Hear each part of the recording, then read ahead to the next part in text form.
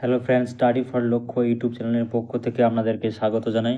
Central bank of India এর তরফ থেকে কিন্তু নিয়োগ করা হচ্ছে অ্যাপ্রেন্টিস পোস্টে। এক্ষেত্রে ভ্যাকেন্সি রয়েছে টোটাল 3000। তো দেখে নেবো এই যে ভ্যাকেন্সি, এক্ষেত্রে এলিজিবিলিটি ক্রাইটেরিয়া কি রয়েছে এবং এই ফর্মটা আপনারা কিভাবে ফিল আপ করবেন এবং এক্ষেত্রে কোয়ালিফিকেশন কি রয়েছে সম্পূর্ণ এই ভিডিওটির মাধ্যমে আলোচনা করবো। তাই ভিডিওটি মনোযোগ সহকারে প্রথম থেকে শেষ পর্যন্ত দেখতে থাকো। এটা হচ্ছে তার অফিসিয়াল নোটিফিকেশন। এখানে টোটাল 27টা পেজ আছে। তো মেন যে গুরুত্বপূর্ণ বিষয় সেগুলো আমি এই ভিডিওটির মাধ্যমে আলোচনা করবো। এটা হচ্ছে department of higher education, ministry of education, government of ইন্ডিয়ার আন্ডারে।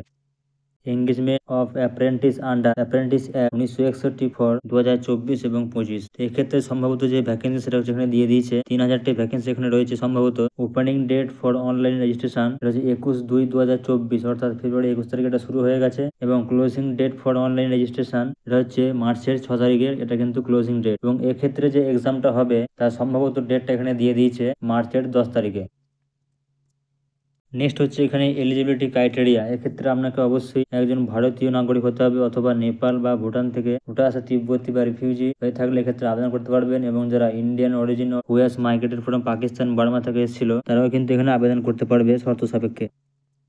নেক্সট হচ্ছে এখানে বয়স, candidate should be born between 1/4/1996 to 30/3/2004 এর মধ্যে হতে হবে, এবং যারা SC ST OBC বা PWD এর ক্যান্ডিডেট রয়েছে তারা গভর্নমেন্ট অফ ইন্ডিয়ার অনুযায়ী কিন্তু বয়সের ক্ষেত্রে ছাড় পাবে। নেক্সট হচ্ছে এডুকেশনাল কোয়ালিফিকেশন। এখানে বলেছে আপনাকে গ্রাজুয়েট করতে হবে যে কোনো রিকগনাইজ ইউনিভার্সিটি থেকে, অথবা ইকুইভ্যালেন্ট কোয়ালিফিকেশন থাকতে হবে সমতুল্য যে কোনো সেন্ট্রাল গভর্নমেন্টের তরফ থেকে, এবং candidate should have completed have passing certificate for their graduation after 31/3/2020। 31/3/2020 সালের পর কিন্তু আপনাকে অবশ্যই পাস করে থাকতে হবে এবং তার সঙ্গে সার্টিফিকেট থাকতে হবে গ্র্যাজুয়েশনের। নেক্সট হচ্ছে ফিজিক্যাল এবং medical fitness. Engagement of apprentice will be subject to her being declared medically fit as per the recruitment of bank. যখন এর এঙ্গেজমেন্টটি করা হবে অ্যাপ্রেন্টিস পোস্টে তো আপনাকে অবশ্যই মেডিকেলি ফিট থাকতে হবে। নেক্সট হচ্ছে selection process and other condition. এই যে অফিসিয়াল ওয়েবসাইটটা দিচ্ছে www.nats.education.gov, এখানে গিয়ে আপনাকে রেজিস্ট্রেশনটা করতে হবে এবং ক্যান্ডিডেট যখন আবেদন করবে শুধুমাত্র একটা ডিজাইনের ক্ষেত্রে আবেদন করতে পারবে।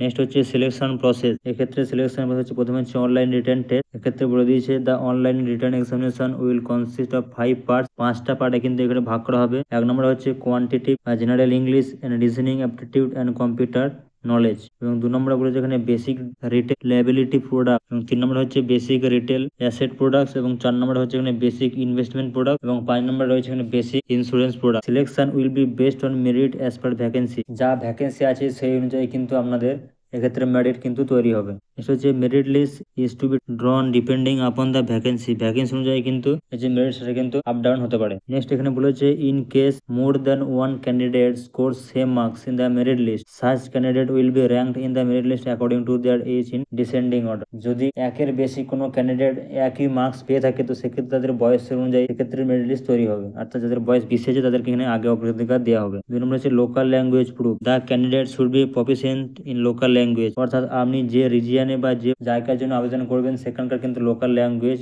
আপনাকে জানতে হবে, অর্থাৎ স্থানীয় ভাষা আপনাকে জানতে হবে। নেক্সট হচ্ছে candidate will be required to produce certificate of 8, 10 অথবা 12 or graduate level having studied one of his her subject S local language. আপনাকে 8, 10 ক্লাস বা 12 ক্লাস অথবা গ্র্যাজুয়েট লেভেলে এখানে পড়েছিল সেখানে সার্টিফিকেট অবশ্যই থাকতে হবে লোকাল ল্যাঙ্গুয়েজ, যেন আমরা থাকে যে সাবজেক্টে আপনি পড়েছেন। নেক্সট হচ্ছে reservation. Reservation guideline as laid down by government of India from time to time for SC ST OBC WS PWD ক্যান্ডিডেটের ক্ষেত্রে এখানে রিজার্ভেশন করা আছে। নেক্সট হচ্ছে কন্ট্রাক্ট অফ অ্যাপ্রেন্টিস। এই যে অ্যাপ্রেন্টিস পোস্টে আপনি ফর্মটা আবেদন করবেন এক্ষেত্রে এই যে period of engagement shall be 12 months, 12 মাসের জন্য আপনাকে এখানে এঙ্গেজমেন্ট করা হবে কন্ট্রাকচুয়াল বেসিস। নেক্সট হচ্ছে এখানে স্টাইপেন্ড। আপনাদেরকে স্টাইপেন্ড দেওয়া হবে অ্যাপ্রেন্টিস অ্যাক্ট অনুযায়ী। রুরাল বা সেমি আরবান ব্রাঞ্চের ক্ষেত্রে 15,000 টাকা, আরবান ব্রাঞ্চের ক্ষেত্রে 15,000 টাকা, এবং মেট্রো ব্রাঞ্চের ক্ষেত্রে 15,000 টাকা প্রত্যেক মাসে আপনাদেরকে দেওয়া হবে। এছাড়াও রয়েছে ট্রেনিং কন্ডিশন, ওভারটাইম, লিভ বা holiday. The apprentice shall be imparted on job training. Apprentice shall be entitled to such holiday are observed in the bank. Apprentice shall be credited one casual leave in every month of apprentice. প্রত্যেক মাসে আপনাকে একদিন ছুটি দেওয়া হবে। No other type of leave is applicable for apprentice. বাকি কিন্তু অন্য ক্ষেত্রে আপনাকে ছুটি দেওয়া হবে না। Apprentice can avail only 4 casual live at A time. আপনাকে 4টে ছুটি দেওয়া হবে একটা সময় একবারে। লিভ অ্যাকমপ্লিট যদি if any will automatically get exhausted on termination completion if contract. যদি তুমি একেবারে একাধিক ছুটি নাও সেক্ষেত্রে কিন্তু আপনাকে বাতিল করতে পারে কন্ট্রাক্ট থেকে। নেক্সট হচ্ছে এখানে যে সমস্ত নিয়ম আপনাকে পালন করতে হবে সেটা হচ্ছে কন্ডাক্ট অ্যান্ড ডিসিপ্লিন এবং অ্যাসেসমেন্ট অ্যান্ড সার্টিফিকেট আপনাকে দেওয়া হবে কমপ্লিশন করার পর।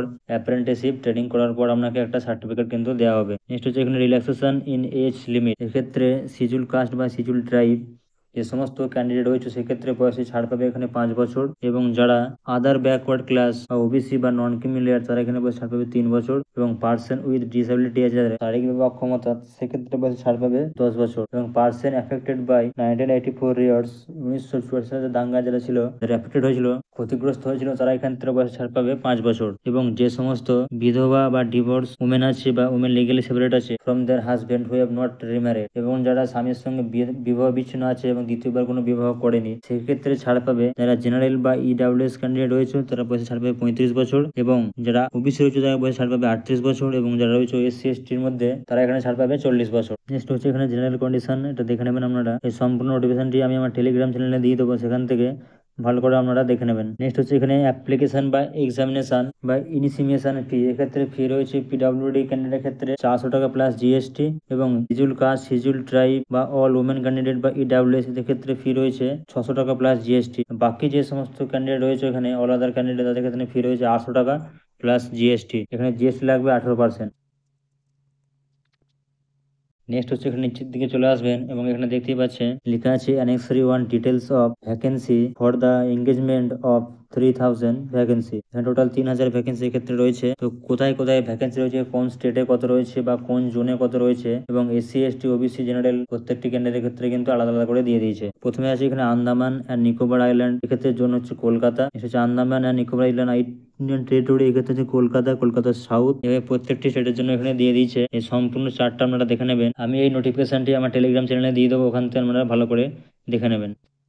তো এই হলো সম্পূর্ণ নোটিফিকেশনটি। আশা করি ভিডিওটি ভালো লেগেছে, ভালো লাগলে অবশ্যই লাইক করবেন এবং শেয়ার করে দিন আমরা বন্ধুদের কাছে, যেন তারাও এই খবরটি দ্রুত পায় এবং এই ফর্মটা ফিল আপ করতে পারে, যাতে তারা এই সরকারি চাকরিটা পেতে পারে। এবং এ ধরনের সরকারি ও বেসরকারি চাকরির দ্রুত আপডেট পেতে চ্যানেলটিকে অবশ্যই সাবস্ক্রাইব করে রাখো। পরবর্তীতে ধরনের কোনো চাকরির খবর হলে দ্রুত নোটিফিকেশন যেন আপনার কাছে পৌঁছায়। ধন্যবাদ।